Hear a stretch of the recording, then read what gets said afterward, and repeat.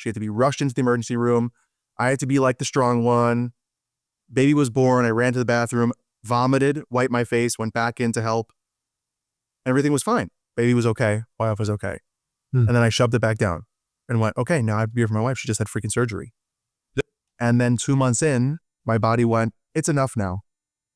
Everything's now okay. Now you need to deal with your stuff. Hey, I'm Trey Tucker, licensed mental health therapist, and this is the Rugged Podcast, where we help you make your 20s and 30s legendary. Today, you're going to get tips on how to communicate better with your partner. My guest is Eli Weinstein. He's a fellow therapist. He's a man's man. He's an author. Just a hilarious dude. He's got a lot of wisdom. You're going to like him a lot, so let's dive right in. You asked me a question earlier about why I got involved in social media. Is because I had a panic attack when my daughter was born. And I'm like, ooh, that wasn't fun. And I went through IVF with my wife, and like, it was all these things that like I felt alone as a man that no one else around me was talking about as men. And I was like, I need to just have a space. And yes, I journal, okay, but I need to have a space because maybe someone else is feeling this way, and then we can help each other connect. Once I started posting about it, other people in my community, right, who I saw at synagogue or at the library, were like, oh, damn, Eli, thank you for sharing that. And it really helped open the conversation for me to be more comfortable talking about it, which then helped me be a better, provider, therapist, person for people around me. So that's really why it started, if I'm going to be totally honest. Man, 2 months into my daughter's life, I had I thought I was dying. Kind of mind, face numbing, thought I was having a stroke kind of experience. And it was all the stuff that just never came out, that I just didn't deal with. Man, let's keep going with that if you're good with that, because let's go. Looking back, what do you realize you needed in that moment? And then obviously you've been able to give it to so many men that also need it. Yeah, so I'm going to quote something that I quote often, and I apologize if people are listening, have listened to other things that I've done, or Trey, if you say this. There's a famous therapist, Dr. David Burns, in his book, Good Inside. No, that's Dr. Beck Kennedy. Feel Good. Feeling good, yeah. Feeling Good. Yeah. Love that book, an amazing book. His writing's unbelievable and very, really, I think, life-changing for a lot of people. Yeah. And he wrote a concept that I call under the rug, right? Yeah. You're a teenager. Your parents come in and say, holy shnikes, look at this disgusting room. Clean your damn room. What do? You shove everything in a closet, under the bed, in the drawer that no one looks. And your mom or dad come in the room and go, oh, you did a good job. The room looks clean. That's how our brains work, right? We shove things in places, usually not on purpose. We're not trying to hide them. Yeah. We just need to get through the day. So our brain kind of does that for us. Well, guess what? One little thing kicks open that drawer, or someone peeks under the rug, or the closet flies open because you actually have to get something from the closet, and everything else comes flooding into your body. So if we're not processing things and dealing with things, that's what Dr. Burns says is one of the reasons that people have panic attacks that are not triggered by anything right here, right now. There is no bear in front of you. If there was, have a panic attack. That's pretty damn scary. Yeah. But if you're sitting on your couch, watching your favorite sitcom, laughing and enjoying life, and all of a sudden you get this overwhelming feeling of doom, overwhelming numbing, the anxiety, the prickles, all the intensity, what's happening?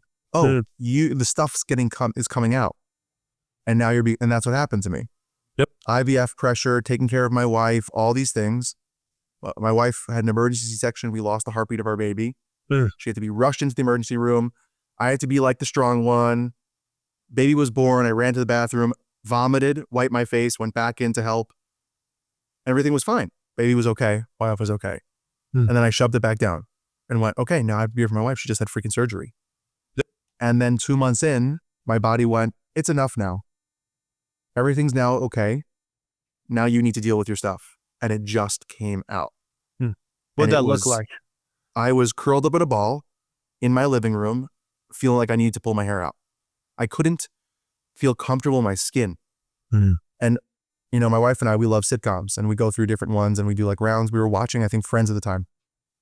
And I remember watching Friends, and I couldn't sit still. Now I have ADHD and I move a lot already. This was not ADHD. I felt like my skin was crawling and I wanted to rip it off my body. Gosh. I never felt that before. Yeah. And I felt anxiety, nerves, anxiousness, worry. This was like a different level. And I'm like, something's not okay. And in that moment of being I was crying. My wife came out because I was like, she's like, are you okay? I'm like, no, I need help. I'm not okay right now. And I went to a therapist. I didn't go to therapy for many years. I went to therapy as a kid because of ADD, ADHD, and medication. I went back to therapy. And it just Were like you opened already my a eyes. therapist at this point? Yeah. Okay. And it really helped me appreciate my clients who have anxiety and panic attacks. Because I understood anxiety, but panic attacks I never understood. Like I didn't experience it. I'm never going to understand schizophrenia and hallucinations and illusions. Like I don't understand that. I don't want to understand that, to be honest. But this was like a personal low that I never felt, and I attacked myself. And so the thing to answer your question of like what was the purpose was to help people feel seen. Oh, Ellie's a therapist. He's a human, and he's talking about this stuff. I'm not a therapist. I'm a doctor, an accountant. I work here, work there. I don't have a job. Whatever it is, maybe I need to get help and talk to someone. Maybe I need to finally realize that I'm not dealing with things okay. And it doesn't mean that I suck or I'm a failure. It just means that I'm struggling, and that's just part of human life. That was like really what I wanted people to feel seen, was a huge part of it. Yeah. And we guys already have a hard enough time opening up, but once we see somebody else going first, makes it at least a little easier to go second and start doing it ourselves. Yeah. And Trey, you don't understand. I'm really struggling right now because I want to ask you so many questions about your work, but I know we're like, I'm interviewing you in 2 days, and I want to save it for that. I'll write it down. I promise. I'll write it down because I want to pick your brain. I love what you do. Well, right back at you. I appreciate that. All right. So your story, it runs parallel to a lot of these guys that you talked about, where men in their early fatherhood years and even on, they reach out to you and say like, I thought this would fix everything. I'm paraphrasing here, but what's the typical story sound like? It's usually like, I finally realized that me screaming all the time is more about me and not about my family. Or like, I'm looking at my life and I've been living in a certain way, whether it's a job, expectation, what I do. And I thought that was fulfilling, and I feel lost. And this is not like midlife crisis, like now I'm going to buy a Ferrari and like divorce my wife and get, marry someone or be with someone who's like 20 years younger than me. This is like, I don't know who I am anymore when I look in the mirror, and that freaks the living daylights out of me. And I thought I knew who I was, and I don't know how to reassess. I don't know what my values are anymore. My beliefs have changed, and I don't know how to grapple with that. My wife's beliefs have changed, and I don't know how to deal with that. My kids are growing up, and that makes me scared. Like that adjustment to change and newness. Or I've been hiding all this stuff for so many years, and it's finally coming out, and I don't know how to handle that.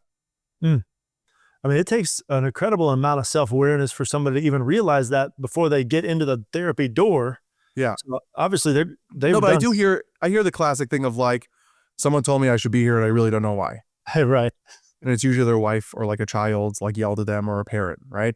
Yeah. And it's interesting. I have a client that I love working with. He's one of my favorite clients. And I'll admit that.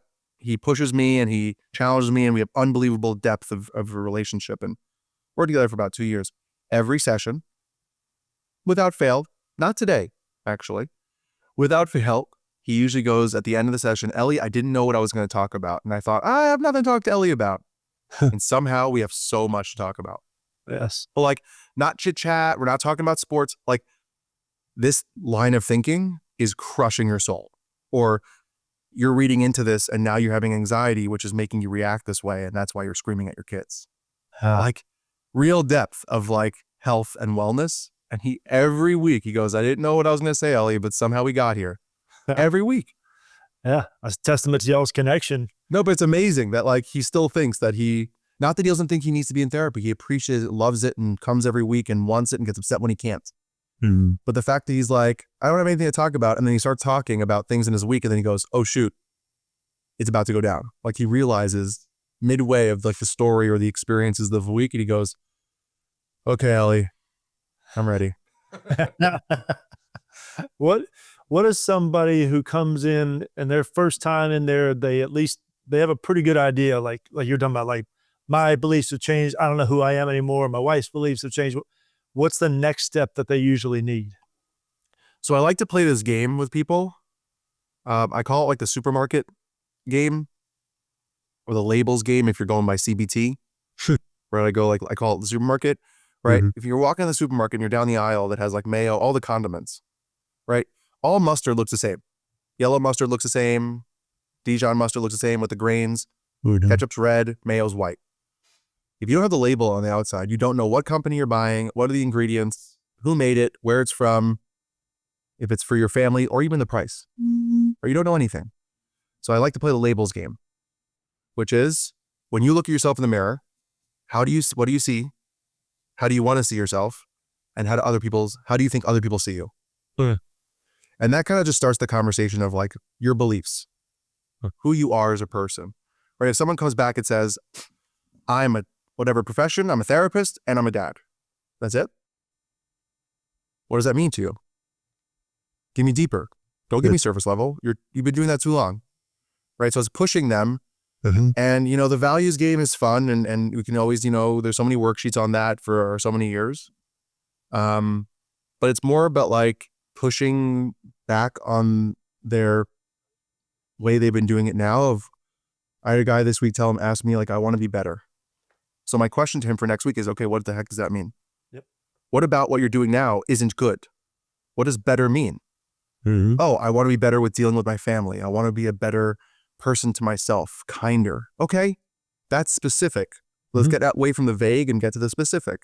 Yeah. So just more of like breaking it down but the fun thing is when someone says, I don't know why I'm here, and then saying to them, okay, you don't have to be here if you don't want to. So why are you here? My wife made me. Why did she make you? What did she say? She thinks I do this and that. I'm like, do you think that's true? Sometimes. Okay. Right? And, it's about just going with that and building that rapport with someone. I had a couple I started working with about a year or two ago, and the husband's like, I'm just letting you know I really don't like therapy and think it's stupid. It's the first thing he said to me. I went, okay. I love it. Why? He goes, oh, you're just going to, I'm like, I'm not doing anything like here's what I'm going to do. And I just gave him like the whole thing of how I run my way of doing things. And I'm like, that's all it is. I'm not here to play head games. I'm not here to turn you against your wife or a wife against you. Like, I don't care. Yeah. Like you're here because your wife wants you to be here together to work on things. If that's the reason you're here, awesome. Maybe you'll get something out of it. Maybe you won't. You can roll your eyes and you can sit there, do your thing. But that's the first thing he said to me was like, I think this is stupid. Therapy's a joke. I went, okay, great. Yeah. I love you too. Do you ever have that? Do you ever have people come in? I know I'm asking a question and then we're going to talk about it anyways in 2 days, but did anyone come in like, Trey, this is stupid. Shut up. I don't want to talk to you. Yeah. All the time. And I take a similar approach. I'm like, hey, sweet. I appreciate that honesty. A lot of times it takes a month before somebody's that honest. So I roll in that. And then, I'm usually looking for a story, either some bad therapist they had in the past or some I get that a lot. Isn't that sad? Yeah. It's terrible. What's sadder? That the fact that they had because every profession has their bad eggs. So like that happens. Does it really it hurts my heart, honestly, when I hear of the level of ridiculousness of how someone treated them. Yeah. I don't know. Some of the things they say. Right. I'm wondering if is this actually true or are they just misremembering what happened? Because I would hope somebody was trained. Come on, you went to school, right? Yeah. You're with people in your class that maybe shouldn't have been therapists. Yeah, that's true. Right, I was too. And you're like, what are you doing here? You don't know how to talk to people or listen. Yeah. And you have doctors that are unbelievable diagnosticians. Yeah. Terrible bedside manner. Right. But somehow they're dealing with children because they love pediatrics as a profession. Yeah. It doesn't mean they're automatically these goofy, silly characters just because it's a pediatrician. It's true. Or, someone who's, in hospice care gets like the most kindest, softest person. So I think it's just like, what I would say to people who have that struggle of like having that experience with a therapist or two, like don't give up on all therapy just because a therapist is bad. You don't stop going to a doctor because one doctor is bad. Yeah. If you have an issue, you go to find another one. Yeah. You don't. If you feel you want therapy, don't stop. Like you don't Find stop someone that going to connects all with you. restaurants. You don't stop going to all restaurants if you get food poisoning from one Yeah. restaurant. So Maybe don't go back to that one. yeah, Don't go back to that restaurant. all right. You go next door, go to another restaurant. You're never going to Mhm. try a certain cuisine because one time you had Chinese food and had a bad stomachache. Right. Or you're never going to eat pizza or ice cream again because you had a bad tummy. Take a lactate pill or something. I don't know. Like take a Pepto-Bismol, deal with it. Like, move on to the next thing. Don't give up on something. So if you Exactly. actually wanted to go to therapy originally and a therapist treated you poorly, that sucks. Yep. Find someone. Yep. Play with it. It's a game of playing guinea pig. You're a guinea Yeah. pig until you find the right one. Right. And when you do, come on, that's the best thing. Yeah. I mean, that story with you and the guy that you met with for 2 years, that's a perfect example. Oh, I love that guy. He said to me, I wish I had you when I was first married. Huh. I love that. Like, and that, I don't know about you, but that like makes me feel like I'm doing something right and that like I'm in the right place with this person. I don't know about every client, but with this guy. Yeah. Yeah. Best. So, no better compliment. All right. So guys that are guys that are first married, generally, what do you find that they need the most? I think, it's a tough question. Yeah. I think it depends. I think it depends on where they're at, but I think, and I don't want to make like blanket statements here and generalizing, but I think a lot of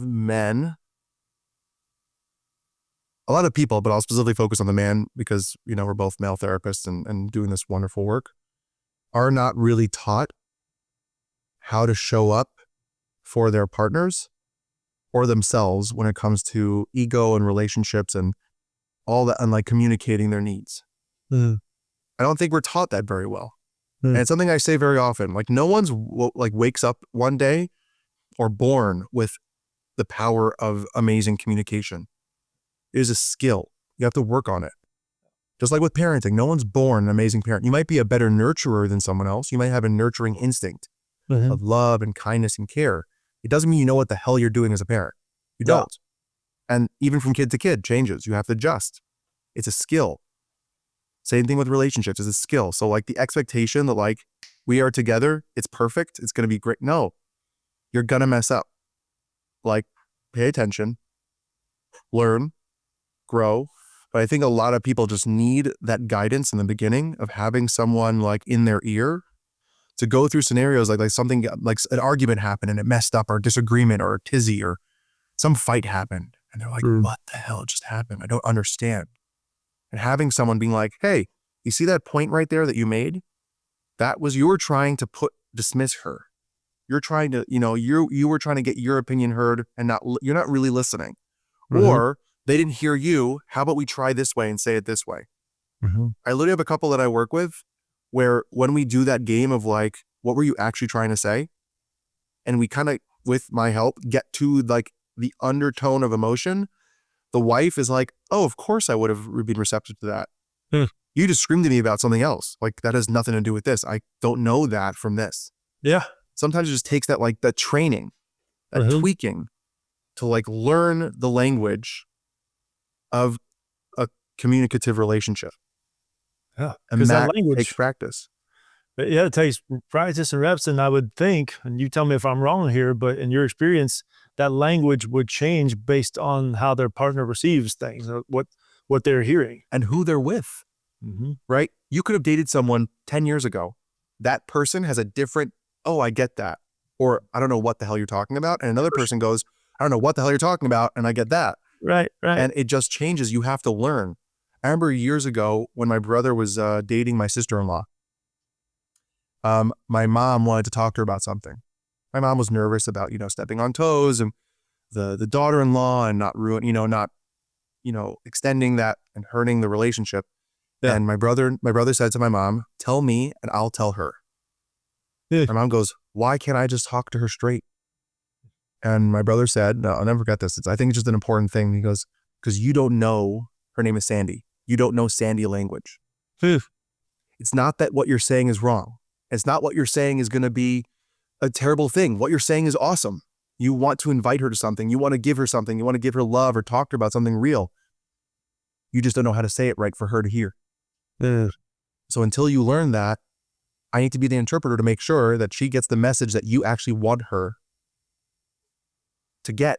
versus you saying it wrong and then it causes a problem when it shouldn't cause a problem. Same thing for relationships.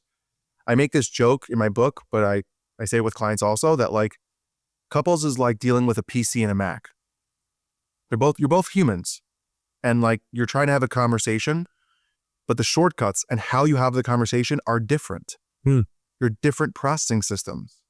Same functioning, right? Open up Zencaster and talk to Trey. A PC would work differently to do that than a Mac. Same result, different way of getting there. You have to learn how the process works to get to be in the same wavelength. And that's practice. That's reps. That's putting in the work. That's the arguments, the back and forth. It's hard. So that's the thing I see the most in the beginning of is like learning all those stuff. What's one or two things a man can do on his own to better communicate in the moment when it comes time for that face-to-face conversation? Number one is say exactly what you're talking about, what you're feeling. Don't be passive aggressive. Don't be intense and aggressive. Don't do the extremes. Like fastball right down the middle or bullseye, right? I'm feeling this because when you did this, it made me feel X, right? Just be very honest. Don't be around the bush. Don't not say how you feel. Just say it. This really bothered me because, and that sucks. I don't want to feel that way.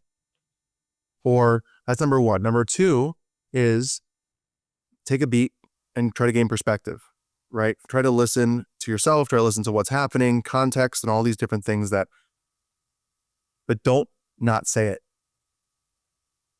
Take your pause, but don't not say it. Because you avoiding it, what it's naturally going to do, and there's statistics, there's research on this of men being bottlers. But there's two options really for people. There's brewers and bottlers. Women are usually brewers.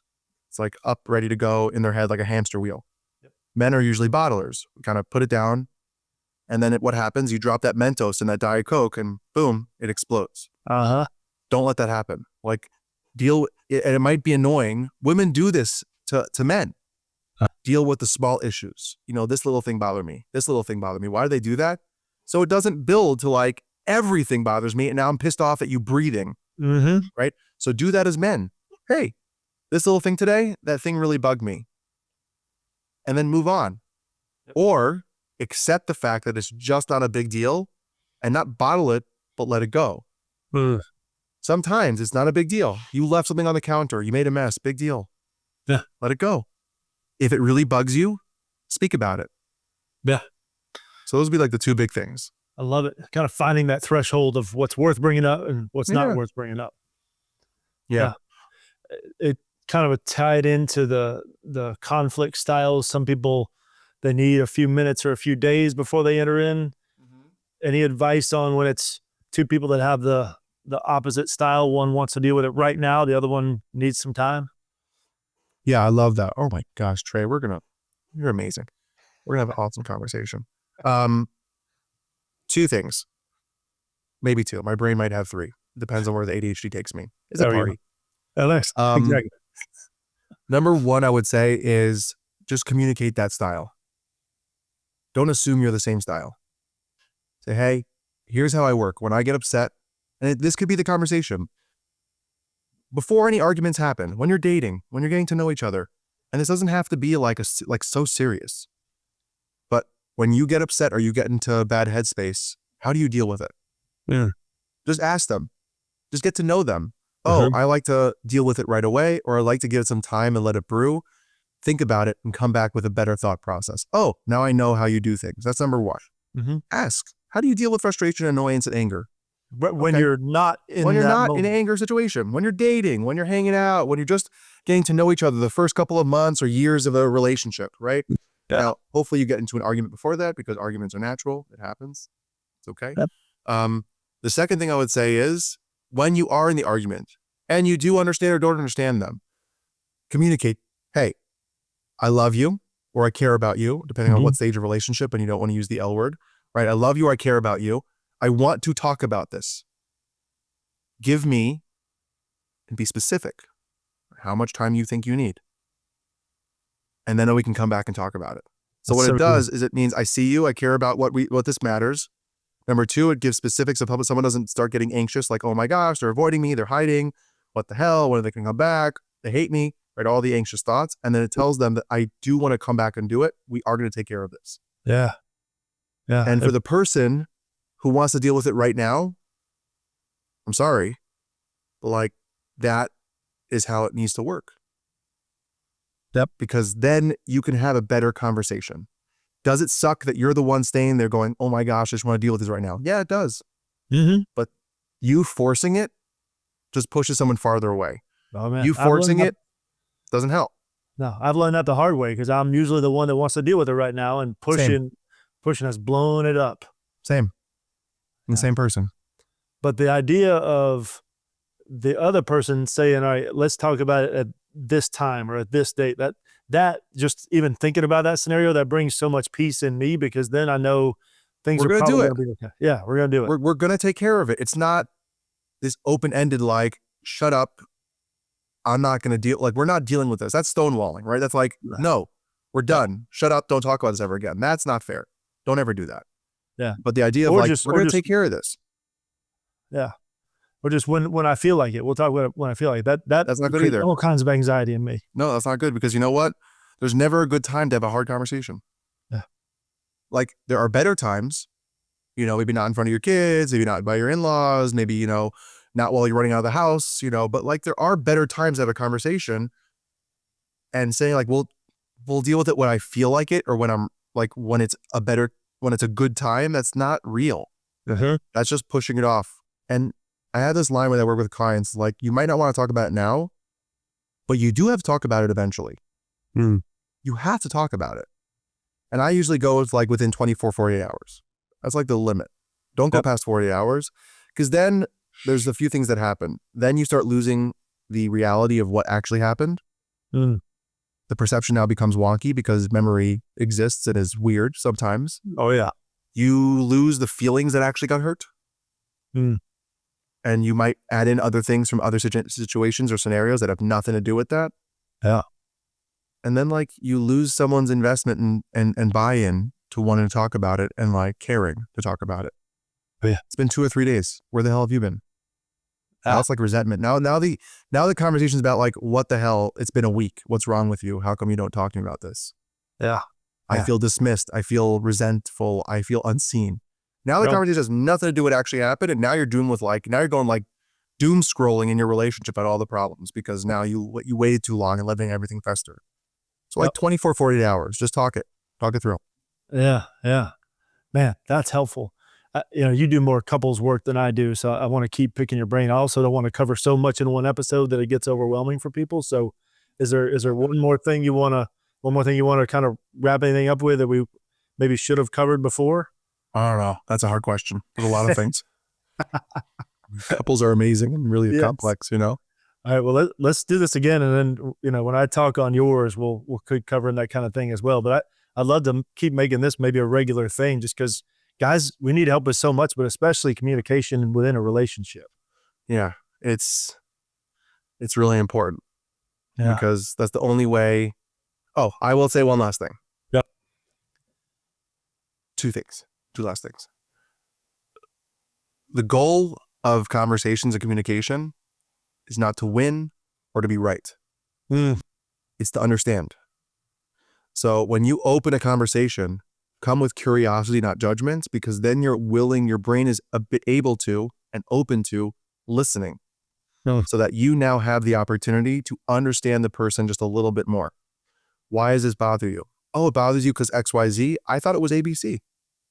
Now I understand. Okay, I can be more sensitive to that. I can be aware of that. I can be cognizant of that. So communication's not about having it out and always coming to a resolution. Sometimes the only goal is, I just want to understand you more. And that only comes from curiosity, not judgment. That's number one. Number two, and this is like a sassy thing I say that people don't like, is, you know, let's get canceled. Why not? It's not that controversial, I promise.